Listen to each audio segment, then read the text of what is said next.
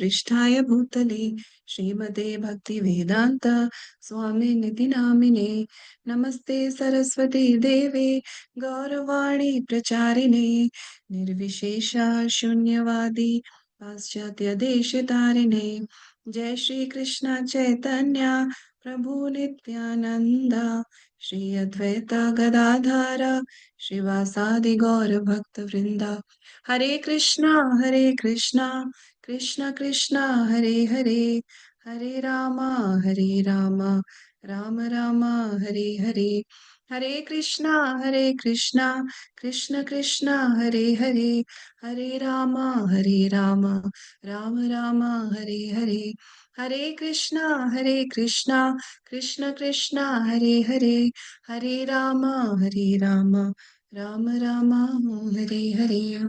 So Hare Krishna, Danvat Pranam to all the devotees. Thank you so much for joining to continue our reading of the Nectar of Devotion. So we are on chapter 9 currently. And chapter 9 is talking about all the, many types of uh, things that we need to avoid, right? Further consideration of devotional principles. So we read how we need to avoid blasphemy and things like that, which was discussed in yesterday's class. And some other principles that we need to follow with regard to tilak, tulsi beads, accepting flower garlands, dancing before the deity, bowing down before the deity, how to receive the Lord, follow the Lord, then about going to temple and different places of worship. In this way, there are many principles that are taught to us so that we act in the correct manner and we don't act in an improper manner. Okay. So today we'll read about circumambulating the temple of Vishnu. So there are many small paragraphs that we'll be reading. So depending upon the size of each paragraph, maybe we can have devotees reading one or two paras. So Archana and circumambulating the temple of Vishnu. These two paragraphs, someone can start reading. Shobha Mataji, you can start Mataji with circumambulating. Hare Krishna, Dandavat Pranam, Mataji and Prabhuji, Srila Prabhupada ki jai. Circumambulating the temple of Vishnu. It is said in the Hari Bhakti Subhodaya, a person who is circumambulating the deity of Vishnu can counteract the circumambulation of repeated birth and death in this material world.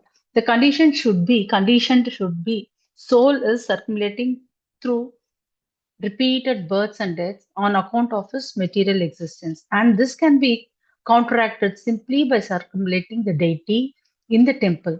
The Chaturmasya ceremony is observed during the 4 months of the rainy season in India, approximately July, August, September, and October. Beginning from Shravana, during these 4 months, saintly persons who are accustomed to travel from one place to another to propagate Krishna consciousness remains at one place, usually a holy place of pilgrimage. During these times, there are certain special rules and regulations that are strictly followed. It is stated in the Skanda Purana that during this period, if someone circumambulates the temple of Vishnu at least 4 times, it is understood that he has traveled all over the universe. By such circumambulation, one is understood to have seen all the holy places where the Ganges water is flowing. And by following the regulative principles of Chaturmasya, one can very quickly be raised to the platform of devotional service. Archana. Archana means worshipping of the deity in the temple.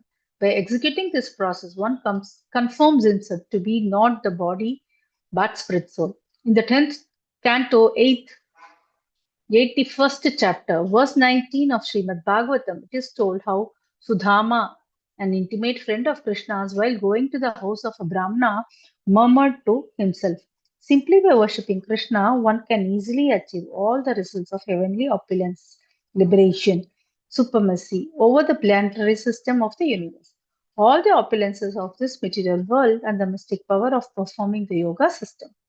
The events leading to Sudama's murmuring this statement are also are as follows. Sri Krishna had ordered his friend Sudama to go to a Brahmana's house and ask for some food. The Brahmanas were performing a great sacrifice, and Sri Krishna told Sudama to plead with them and he and Balrama were feeling hungry and needed some food. While Sudama went there, the Brahmanas refused to offer anything. But the wives of the Brahmanas, upon hearing that Sri Krishna wanted some foodstuff, immediately took many palatable dishes and went to offer them to Sri Krishna.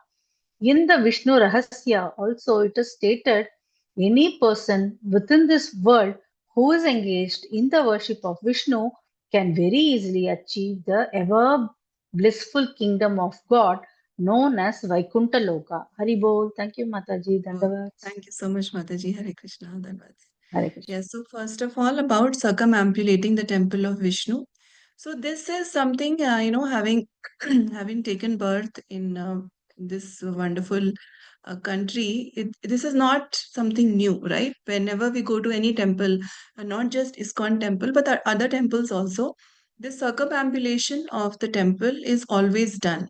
And like it is mentioned that Prabhupada is quoting from Hari Bhakti Sudhodaya that this circumambulation of the deity of Vishnu can counteract the circumambulation of repeated birth and death in this material world, right? So we are all stuck in this repeated cycle of birth and death.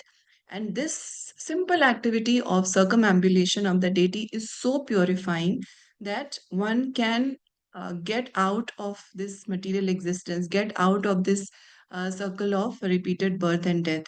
And Prabhupada is then later telling us that what happens in the Chaturmas is that during these 4 months, traditionally, the saintly people would just, who are in general, they would be traveling from one place to other. But during Chaturmas, they would stay in one place and usually a holy place of pilgrimage. And at this time, the rules and regulations were very strictly followed. And then Prabhupada is quoting from Skanda Puran also that during this period, if someone circumambulates the temple of Vishnu at least 4 times, it is understood that he has traveled all over the universe. So, even though during this period the saintly people are not able to travel from one place to the other like they usually are doing throughout the year, but if they are just doing this simple activity of circumambulating the temple of Lord Vishnu, then it is to be understood that such a person has traveled all over the universe. And by such circumambulations, one is understood to have seen all the holy places where Ganga is flowing. And by following the regulative principle of Chaturmasya, one can very quickly be raised to the platform of devotional service. So, why are we reading through this? Through this book, because we want to get closer to Krishna, we want to advance on the platform of devotional service. So that is why each of these principles we have to try and follow, try to understand so that we correctly follow.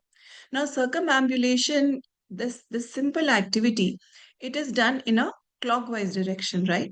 So this, first of all, when we are circumambulating the deity, this helps to tune our mind that the center of our life is actually Krishna, because we are taking the circle around Krishna. So whenever we are doing pradakshina, whenever we are doing circumambulation, we should try to have this feeling. It should not be just a mechanical thing that we are doing. So many things, we go to a temple, ring a bell, offer pranam, take achaman, then circumambulate, again pranam, and then go out. This will also benefit because the vibration in the temple is positive, yes, but we should understand everything, why we are doing what we are doing. And we should, most importantly, explain it to the children in the family. Because this generation, as we are seeing, it's not like our generation where we used to do things because our parents or grandparents told us to do it. So we just started doing many things. But this generation, they'll always need a reason. And if we don't give them the reason, they'll not follow these things. So, first of all, we have to understand why we are doing everything. So, when we are doing pradakshina, we are tuning our mind, telling ourselves that the center of my life, around whom my whole life is revolving, should be Krishna. It is Krishna, and I need to realize this. Secondly, when we are circumambulating the deity, we are going around the deity from all sides. So we are absorbing the energy from the deity from all sides. Okay, that's the second reason. Thirdly, this circumambulation is done in a clockwise manner, and the earth also is rotating and revolving in a clockwise manner. So this is aligning with the movement of the earth, so that energy also gets added. to us. Okay, so it's not something that we are just doing in a mechanical manner. We have to understand that Krishna is the center of my life. All the energy we are getting benefited from so many different ways. So that's why circumambulation is so very important. Next up, Archana. So, Archana, if we see, offering worship to Krishna, actually everything, like even hearing, listening, all these things also are a way of worshiping Krishna. But here, the Archana that is being spoken about is the worship of the deity in the temple. So, this process, when we are doing Archana, offering worship to the deity, Prabhupada is saying by executing this process, one confirms himself to be not, this body, but the spirit soul.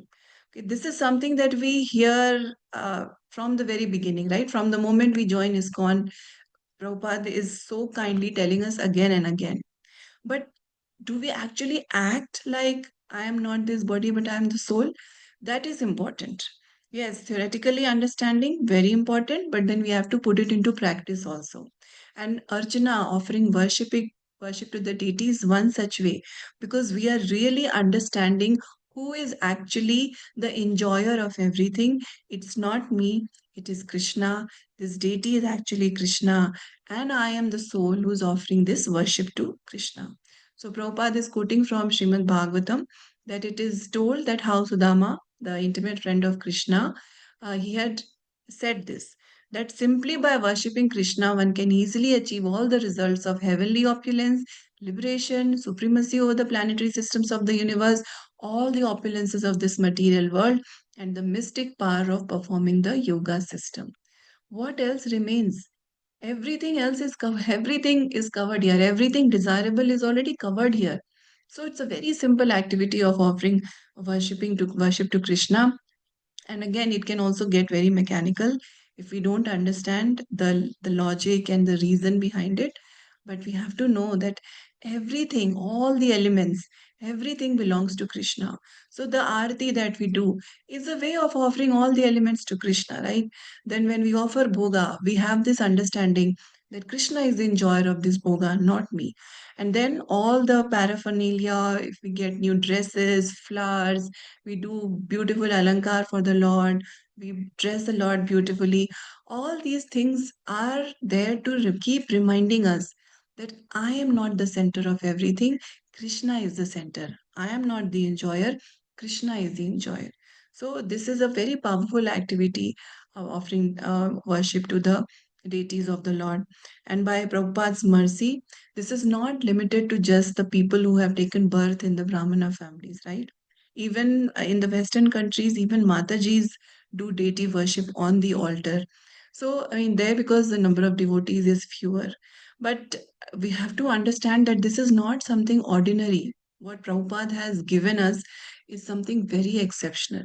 And it was not there before Prabhupada. Only a certain class of people could worship the deity in the temple. People could not really go on the altar. It was very difficult, but Prabhupada has made it according to scripture, that it is not by birth, but it is by our qualification. If one is qualified by their consciousness to offer worship to the deity, then such a devotee does, get the permission to offer worship. And then Prabhupada is explaining the story behind Sudama's making this statement, that once Krishna had asked Sudama to go to Brahmanas and get some food for himself and Balram, saying that Krishna and Balram are hungry. But the Brahmanas, they refused to offer anything, but the Brahmana Patnis, the wives of the Brahmanas, because their heart was so pure. They were not puffed up with knowledge, right? That I know so many verses, I know so much of Veda, I know so many sacrifices. They were just simple hearted, pure devotees of Krishna. So as soon as they heard that Krishna is hungry, they took many palatable dishes and went to offer them to Krishna. Then Prabhupada is quoting from Vishnu Rahasya, that it is stated that any person within this world who is engaged in the worship of Vishnu can very easily achieve the ever blissful kingdom of God known as Vaikuntha Loka. Okay. So both these activities, circumambulation, archana, We should understand why we are doing these things and how powerful these activities are, and we should not do these activities in a mechanical manner. Okay. Yeah. Next, rendering service to the Lord. Karpagwali Mataji. Yes, Mataji. Yes. Yes, Mataji. Thank you, Mataji.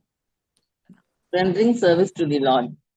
It is stated in the Vishnu Ragasya, any person who can arrange for service to the Lord. Am I audible, Mataji? Yes, Mataji. It is stated in the Vishnu Ragasya, any person who can arrange for service to the Lord the same way that a king is given service by his attendants is surely elevated to the board of Krishna after death. Okay, actually, in India, the temples are just like royal palaces. They are not ordinary buildings because the worship of Krishna should be performed in just the way that a king is worshipped in his palace. So in Vrindavana, there are many hundreds of temples wherein the deity is worshipped exactly like a king. In the Naradiya Purana, it is stated, if a person stays in the Lord's temple, even for a few moments, he can surely achieve the transcendental kingdom of God. The conclusion is that those who are rich men in society should construct beautiful temples and arrange for worship of Vishnu so that people may be attracted to visit such temples and thereby be offered the opportunity of dancing before the Lord or chanting the holy name of the Lord or else of hearing the holy name of the Lord. In this way, everyone will be given the chance to elevate himself to the kingdom of God. In other words, even a common man simply by visiting such a temple will be able to attain the highest benedictions, not to mention the devotees who are constantly engaged in the service of the Lord in full Krishna consciousness.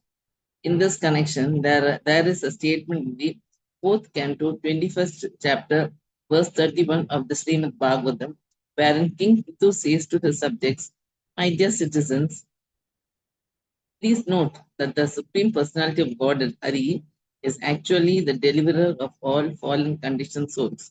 One demigod can perform this act of delivering the conditioned souls because the demigods themselves are conditioned. A conditioned souls cannot deliver another conditioned soul. Only Krishna or his bona fide representative can deliver him.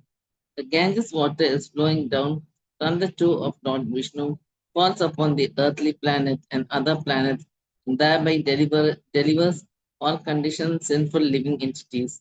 So, what need is there to speak of the deliverance of persons who are always engaged in the service of the Lord? There is no doubt about their liberation, even if they have stocks of sinful activities for many, many years. In other words, a person who is engaged in the worship of the deities can minimize the stock of sinful reactions coming from many, many previous births. This process of worshiping the deity has already been described, and one should try to follow these rules and regulations seriously. Can Hare I Krishna. continue, Mataji? Mataji, we'll discuss this, then we'll go forward. Thank you, Mataji. Thank you. Thank you so much. Thank you, Mataji. Yeah, so here, rendering service to the Lord. And Prabhupada is saying that in the temples, the Lord is offered worship just like a king. That is the standard we should have. And you must have heard many people pose a lot of objection. Okay, why are so many big temples being built, and why is such opulent worship being offered to the Lord in the temple? We should use that money, give it to poor people. Like these kind of arguments you must have heard so many times, especially in social media. Such messages keep floating off and on. But here we have to understand that who are we talking about? We're not talking about some ordinary person. We're talking about the Lord, the Supreme Lord, who is the master of everything. And to understand with a contemporary example, whenever some foreign diplomat or say president of the United States comes to India, there is so much money spent, right? Because their security, their travel, their food, everything is taken care of. And there is so much of expenditure that goes on this. And nobody objects to this.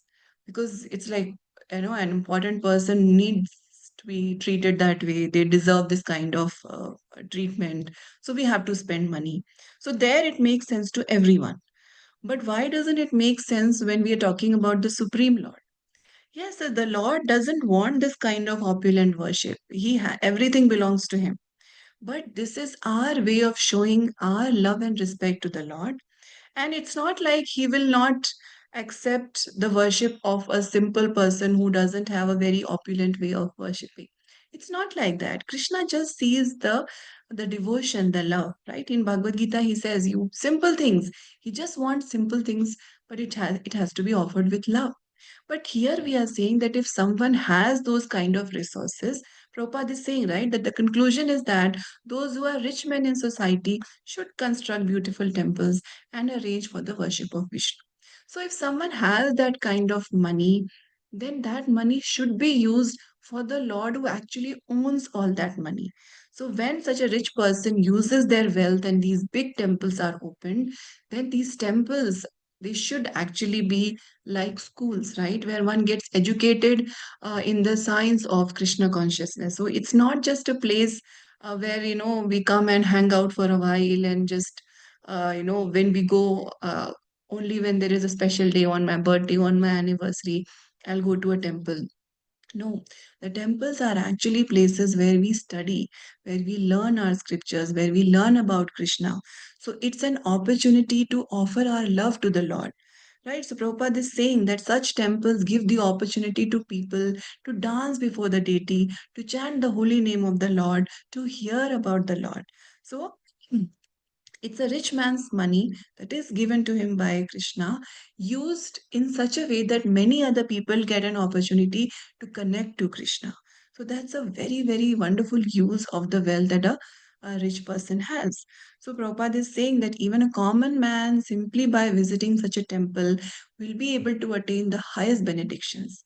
Not to mention the devotees who are constantly engaged in the service of the Lord in full Krishna consciousness. So devotees will definitely they will love to be in a temple, hear about Krishna, chant about Krishna. But even the other people, they get a chance to become Krishna conscious. And this is not just an imaginary concept.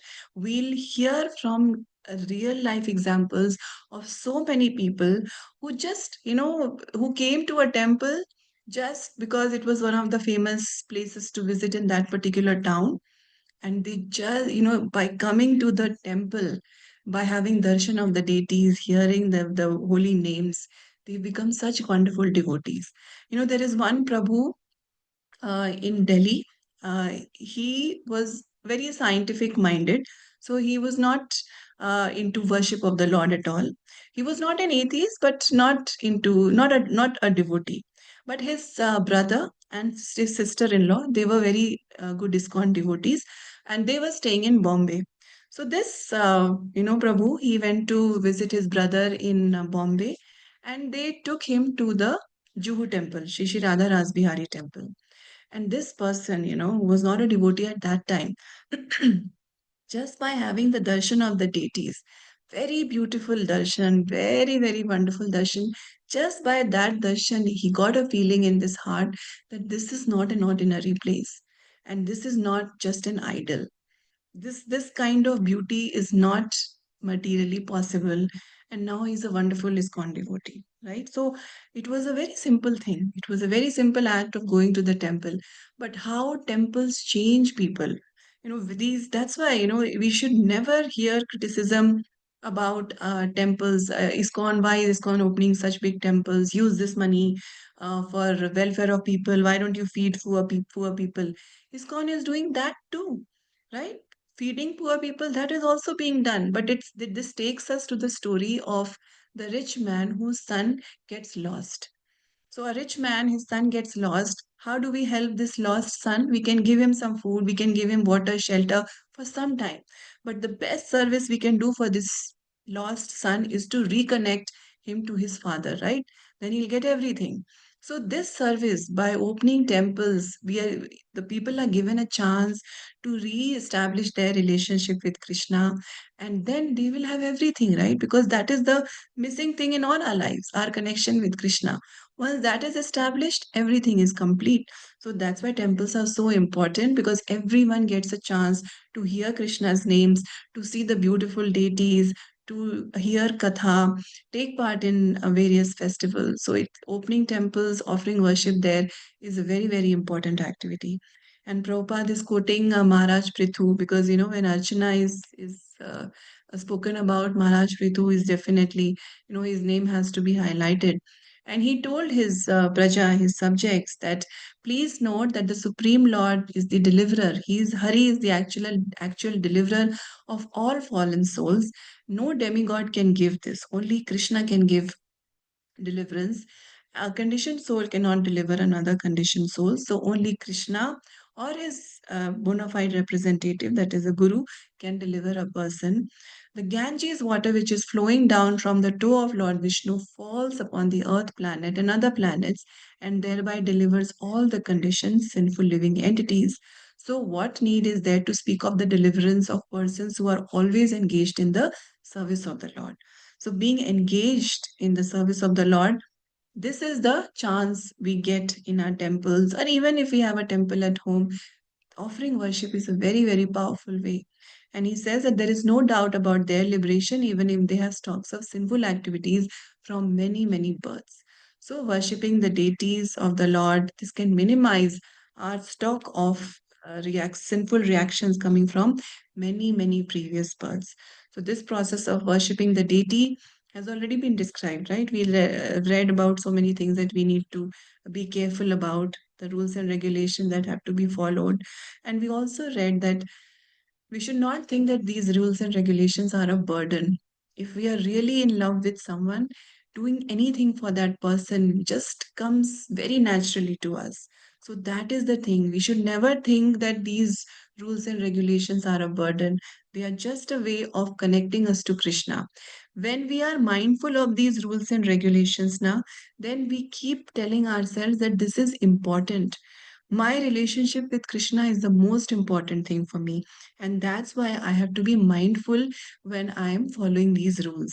And then when we are offering worship to Krishna, if we are mindful of all the rules, then we'll really be present in that seva. If we become casual about the rules, then that's a way of giving our mind a chance to wander off. So we may be offering the dhupa and the deepa and the flowers, but if we are not mindful that I have to offer this in a particular manner, I have to be very, very alert here, then the mind will just run off. Then physically we are doing that activity, but the mind is elsewhere. So these rules actually they give us a chance to be present in the moment when we are offering worship to Krishna. So, constantly reading about these things, this will make us more present in our seva. Okay, let's move forward to Pray singing. Hare Krishna Mataji. Yes, What Mataji. what is the real meaning of deliverance of persons? Deliverance, what is the actual meaning of it? Deliverance means to get out of the cycle of birth and death, Mataji. So, if we That's are, it. That's only that. yes, so basically, if one becomes a pure devotee, one is delivered, na? Because then they'll not take Okay. another birth. And Yeah, even yeah. pure devotees, even while being in this world, because their connection with Krishna is so strong, they're not affected by this world, right? So they are Yeah. also Yeah. Okay. Thank you, Mataji. Mataji, liberated and delivered are two different words or the same thing? Mataji, sometimes liberation can also be used for Brahman liberation, but in a sense, the correct liberation that a devotee is after is love for Krishna. So that is also deliverance only. So we just have to understand how it is used, in what context it is used. Yes, Mataji. So Thank basically, both mean re-establishing our relation with Krishna, loving Krishna, and not having to take this suffering of this world, getting out of the cycle of birth and death. Do they refer? Is it refer to the five types of liberation also? Yes, that's why I'm saying liberation. We have to be very careful where liberation is used. Yeah. It could also mean one of those things. Yes, But Mataji. Yeah, but the kind of liberation a devotee is seeking, that is, loving Krishna. Okay. Thank you, Mataji. Thank you, Mataji. Hare Krishna. Okay, next, Swati Mataji, singing and Sankirtan. Can read these two, Mataji. Hare Krishna Mataji, Dandat Pranam. Hare Krishna. Pranam, Mataji. Sankirtan. When a person loudly chants the glories of the Lord's activities, qualities, form, etc., his chanting is called Mataji, Sankirtana. singing also. Singing also. Please start Oh, with okay, singing. Mataji. Singing. In the Linga Purana, there is a statement about glorifying and singing about the Lord. It is said there a Brahmana who is constantly engaged in singing the glories of the Lord is surely elevated to the same planet as the Supreme Personality of Godhead. Lord Sri Krishna appreciates this singing even more than prayers offered by Lord Shiva.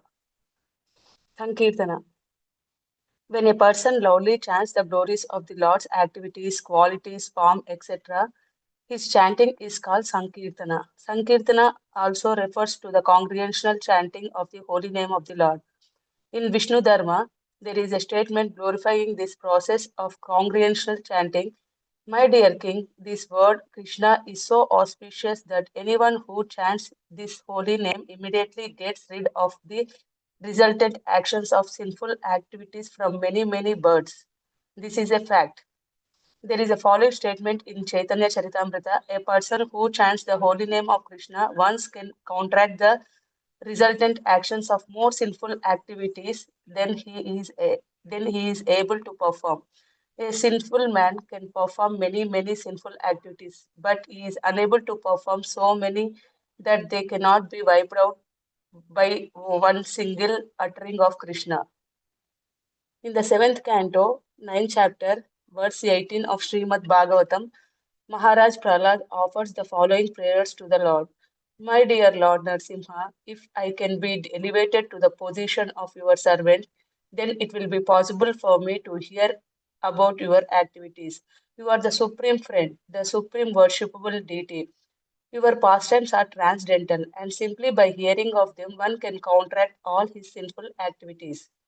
Therefore, I shall not care for all those sinful activities because simply by hearing about your pastimes, I shall get out of all the contamination of material attachment. There are many songs about Lord's activities. For example, there is a Brahma Samhita sung by the Lord Brahma, Narada Pancharatra sung by Narada Muni, and Srimad Bhagavatam sung by Sukadeva Goswami. If these songs are heard by any person, he can easily get out of the clutches of material contamination. There should be no difficulty in hearing these songs of God. They are coming down from many, many millions of years, and people are still taking advantage of them. So why at this time should not take full advantage as thus become liberated?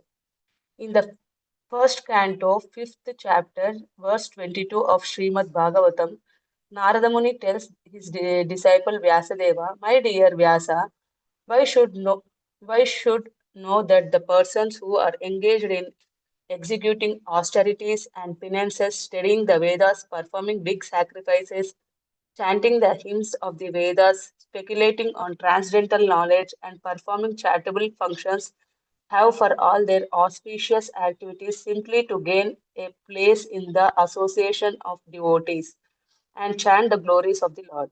It is indicated here that chanting about and glorifying the Lord is the ultimate activity of the living entity. Hare Krishna Mataji, thank you. Thank you so much, Hare Krishna Dandot Pranam. Mataji.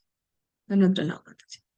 Yeah, so first of all, singing. So Prabhupada is quoting from the Linga Puran that it is said there that someone who is engaged in singing the glories of the Lord is surely elevated to where the Lord stays. And Lord Krishna appreciates this singing even more than the prayers offered by Lord Shiva. So Lord Shiva, as you know, is the highest Vaishnava. But the Lord is so kind that he gives so much importance to someone who is constantly singing his glories, right? So this is again a very simple activity, and the Lord is not looking for very great expertise in terms of the ragas we use or how are we able to change our voice and, ups and downs in singing? No, nothing like that.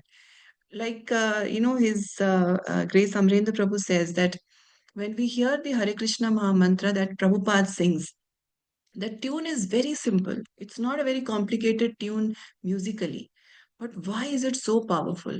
And why did it have that magical impact on the hippies of New York City? Because it is the pure longing of a pure devotee for the Lord. So it is that devotion in the voice, the devotion in the heart that makes the singing very special. So, yes, we should be careful that when we are singing for the Lord, we should sing to the best of our ability. It's not like, okay, the tune doesn't matter, so I can sing carelessly. It's not that. But the point is that even if we are not very accomplished singers, that thing is not so important for Krishna. Krishna is looking for the bhav, the feeling. Are we singing as because I want to get praise from others, I want to impress others by my singing abilities? Is that why I'm singing? Or I'm singing because I just want to serve the Lord through this song, right? So that's why, singing is a very, very sweet and very wonderful activity. And Prabhupada, see, he has inculcated all these things in our daily sadhana. No? We are singing artis, we are singing bhajans, we are singing kirtans. So in this way, we are offering that worship to Krishna. Next up is Sankirtan. Sankirtan is when we are singing as a group, right? So loudly chanting the glories of the Lord. And Prabhupada here in his purport, he gives a very wide definition of Sankirtan. It's not just the singing with each other that he's calling Sankirtan, but he's saying that the glorification of the Lord's activities, qualities, form, etc. All these things and our chanting, everything, this also is called Sankirtan, right? So in this regard, there is one incident where Srila Prabhupada and his several disciples were sitting together and they were having a very serious discussion about how to counteract the Mayavadis. So the discussion went on for a very long time, and then His Holiness Tamal Krishna Goswami Maharaj asked Srila Prabhupada that, Prabhupada, should we do Kirtan now? And Prabhupada said that we are doing Kirtan only. This discussion that we are having about Krishna consciousness, that is also Sankirtan. So all glorification of the Lord is actually Sankirtan. Okay, so we can connect all different, various activities that we are doing to Sankirtan. So even book distribution is actually Sankirtan. Now, sometimes book distribution is accompanied with the singing also, but this very act of spreading Krishna consciousness, glorifying Krishna, even if it is, through book distribution, that is also Sankirtan. So Prabhupada is talking about different types of Sankirtan here in this description of Sankirtan. So the first reference is of course about Nam Sankirtan, where one engages in singing the holy name of Krishna, the Mahamantra and other bhajans and kirtans. The name of Krishna is so auspicious that anyone who chants his holy names immediately gets rid of the resultant actions of sinful activities from many, many births. That's why, everyone is encouraged to take part in Sankirtan. And one may have his or her own japa time where we are chanting alone. But actually, Sankirtan, when we are doing Sankirtan with devotees, doing Nam Sankirtan with devotees, that also strengthens our japa. So I'm sure all of you must have heard about His Grace Ayendra Prabhu from Vrindavan. So I mean, now he has left his body, but his kirtans are very very famous, and he had actually started the 24-hour Sankirtan in the Vrindavan temple, Shri Krishna Balram temple. And His Grace Amrendra Prabhu says how it all started. It was Prabhupada's desire to have it. And Prabhu himself just started this, and he himself would sit for hours and hours and, continue that Sankirtan. And then how other devotees also joined in. And this 24-hour Sankirtan goes on there. And he was saying that both are important. Japa and Sankirtan, both are important. Our japa, our good japa will give strength to our Sankirtan, when we are doing it with other devotees, and when we are singing Sankirtan with other devotees, that will give strength to our japa. So both these things should be there. He says, dono chahiye. So it's very sweet the way he says, dono chahiye. We need both. We need japa also and we need Sankirtan also. So Naam Sankirtan, it is so very purifying, and that's why everyone should take part in it. And then the other type of Sankirtan Prabhupada is talking about is the hearing. Simply by hearing about the pastimes of the Lord, one can get out of all the contamination of material attachment. So this is Leela Sankirtan. When we are hearing and reciting the pastimes of Krishna, that is also Sankirtan, but that is Leela Sankirtan. So Prabhupada talks about there are so many verses that we can recite. No? There is Brahma Samhita where Lord Brahma is glorifying Krishna. Then we have Naraj Panchratra. We can read all the books when we are reading Chaitanya Charitamrita. We are reading Srimad Bhagavatam. Srimad Bhagavatam has so many wonderful prayers, so many different wonderful pastimes of the Lord. So when we are hearing and reciting these things, that is also Sankirtan. So Prabhupada is quoting Prahlad Maharaj that I shall not care for all those sinful activities because simply by hearing about your pastimes, I shall get out of all the contamination of material attachment. So it's Krishna. See, Krishna's name, form, paraphernalia, pastimes, they are not different, no? So whether we are taking Krishna's name or we are reciting some Leela of Krishna, they are both Sankirtan. They are both equally glorious. So that's why hearing chanting about not just Krishna's names, but his pastimes also, that is also very powerful. And Prabhupada is saying that Brahma Samhita, sung by Lord Brahma, Narad Panchratra, as I mentioned, so they are coming down from many millions of years ago, and people are still taking advantage of them. So why at this time should one not take full advantage and thus become liberated? So uh, whether it is Krishna's name or it is the pastimes of Krishna, everything is very, very important. So, like I mentioned, Sankirtan is a group activity. Japa is individual meditation. So, to improve my individual meditation, I will need that power of Sankirtan with devotees. And if someone's personal japa is not good, then when such a person sings Sankirtan, that will not have that potency, right? So both of these things are connected. They are both linked. So it is indicated here that chanting about and glorifying the Lord is ultimate activity of the living entity. So this human form that we have received, we should really make use of this opportunity of singing and hearing the glories of Krishna. Okay. Yeah. Now let's read about japa. Sudha Mataji. Hare Krishna Mataji pranams. Pranam. Japa. Chanting a mantra or hymn softly and slowly is called japa, and chanting the same mantra loudly is called kirtana. For example, uttering the Maha Mantra Hare Krishna, Krishna Krishna, Hare Hare, Hare Rama, Rama Rama, Hare Hare, very softly, only for one's own hearing is called japa. Chanting the same mantra loudly for being heard by all others is called kirtana. The Maha Mantra can be used for japa and kirtana also. When japa is practiced, it is for personal benefit of the chanter, but when kirtana is performed, it is for the benefit of all others who may hear. In the Padma Purana, there is a statement for any person who is chanting the holy name, either softly or loudly, the paths to liberation and even heavenly plan happiness are at once open. Submission. In the Skanda Purana, there is a statement about submission unto the lotus feet of the Lord. It is said here that those who are sober devotees can offer their submission to Krishna in the following three ways. Some prarthanatmika, very feelingly offering prayers. Dainya bodhika, humbly submitting oneself. 3. Lalasamayi, desiring some perfectional stage. This desiring some perfectional stage in spiritual life is not sense gratification.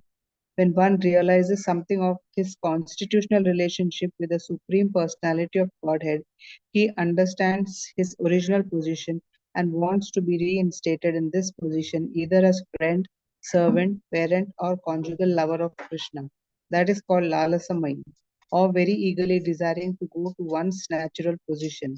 This lalasamaya stage of submission comes in the stage of perfect liberation, which is technically called Swarupa Siddhi, when the living entity understands by perfect spiritual advancement and revelation his original relationship with the Lord. In the Padma Purana, there is a statement of submission in feeling by devotees praying to the Lord. My Lord, I know that young girls have natural affection for young boys and that young boys have natural affection for young girls. I am praying at your lotus feet that my mind may become attracted unto you in the same spontaneous way. The example is very appropriate. When a young boy or girl sees a member of the opposite sex, there is a natural attraction without the need for any introduction. Without any training, there is a natural attraction due to the sex impulse. This is a material example, but the devotee is praying that he may develop a similar spontaneous attachment for the Supreme Lord, free from any desire for profit and without any other cause. This natural attraction for the Lord is the perfectional stage of self-realization. Yeah, In the Mataji, same, let's stop here today because this section is longer. So okay, let's ma'am. discuss it here. Thank you so much, Mataji. Thank you, Mataji. Hare Hare Krishna. Krishna. Yeah, so firstly about japa, as we earlier discussed, that uh, chanting a mantra or hymn softly, this is called japa. And for japa also, we are encouraged to chant with devotees, if possible, either physically with them or on Zoom, because that helps us to stay more alert. And also, when we are hearing the chanting of others, it's also purifying for us. But then we have to understand that japa is still individual meditation, and Sankirtan is when we are singing with everyone. Others are also able to hear. So Prabhupada is saying that when japa is practiced, it is for the personal benefit of the chanter, but when Kirtan is performed, it is for the benefit of all others who may hear. And that is why ISKCON has this, this custom is followed where devotees go on Nam Sankirtan, Nagar Sankirtan, where they are singing Krishna's names because so many people are able to hear and then they get attracted to the holy name. And then this is also a way of preaching because they are told about the temple or shown books. So in this way, hearing the name of Krishna is very powerful. So japa is for individual benefit. And then submission. So submission, Prabhupada is saying that there are three ways: samprarthnatmika, danya bodhika, and lalasyamai. So we have to understand, submission. Submission is where we are submitting to Krishna. So this is also a way of offering prayers to Krishna, but this is our own prayers. The next section will talk about reciting notable prayers, but that is where we are reciting prayers which other devotees have offered to Krishna. But in submission, we are submitting our feelings to Krishna, our prayers to Krishna. And we have to understand that offering prayers to Krishna, the submission referred to here, is very important for developing our relationship with Krishna. So if we see the way, prayer is talked about, Prahlad Maharaj says in the seventh canto that offering prayers is also a limb of bhakti, right? That is vandanam. So if we talk about vandanam, when we offer a prayer, the result that we should expect should not be that my prayer should be answered. Sometimes we just really are so desperate to get something that we offer that prayer to Krishna, and then we have that expectation that this prayer should be fulfilled. And when it doesn't get fulfilled, then that actually shakes our faith. So that is a wrong intention while offering prayers. While offering prayers, the result that we should expect should be that my relationship with Krishna should get stronger. See, when we were reading from the Nectar of Instruction, the Preeti Lakshanam, the various ways in which the love between devotees is strengthened, one of those ways, I'm sure you all remember, is by disclosing one's heart and also hearing others, others' feelings, right? So the same thing, though that thing brings two devotees together when they share intimate things in faith. Now, same thing happens with Krishna also. When we are really worn down, when we are really sad about something or being troubled about something, and we talk to Krishna about it, we offer that prayer, then that should not be just to ask Krishna, but it should be, that should not be the primary thing. But the primary thing should be that I am disclosing my heart to Krishna, and in this way, our relationship with Krishna will become stronger. That is the main purpose, actually. See, Brahma Samhita prayers or Guru Ashtaka that we sing in the morning, there is no asking of anything, right? It's just a means of developing our relationship with the Lord. So that way, love is developed between the devotee and the Lord. So when there is something that is burdening our heart and we share it with Krishna, we get closer to Krishna. We expand, we intensify, and we deepen our relationship with Krishna. So we should pray to Krishna, and we don't have to bother whether our prayer is being fulfilled or not. That is only later. We have to just be very, very mindful that, okay, I'll share my concern with Krishna. And Prabhupada taught us to pray that when he was unwell, he told his disciples that you can pray to Krishna, that Krishna, if you so desire, please allow our Guru Maharaj to stay for longer. And so we can also offer this prayer that if you so desire, please allow me to render devotional service to you at all times. So from our heart, in our own words, we can offer prayer to Krishna. And that deepens our relationship with the Lord, and we can pray in our own language. That will bring a higher level of intimacy. So there are standard prayers in Sanskrit, in Bangla, that we also sing, but in our own vernacular language also, because that is the language we are most comfortable in. So we can use that language, talk to Krishna, offer our prayer to Krishna. That will take us closer to the Lord. Okay, so now the three types of submission, that is Samprarthnatmika, Danya Bodhika, and Lalasamai, we'll discuss about that tomorrow. So because it's already time, so we'll stop at this point. If there are any questions, any realizations, any comments, we can take that. Hare Krishna Mataji, you told about Lala Samaya, something you told Ragatmika. We'll discuss tomorrow, Mataji, three types. There is Samprarthnatmika, Danya Bodhika, and Lalasamai.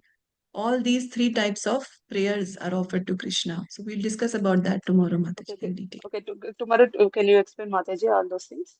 Yes, tomorrow we'll discuss that, Mataji. We'll read this Thank you, whole Mataji. section and then we'll discuss about these three types of prayers.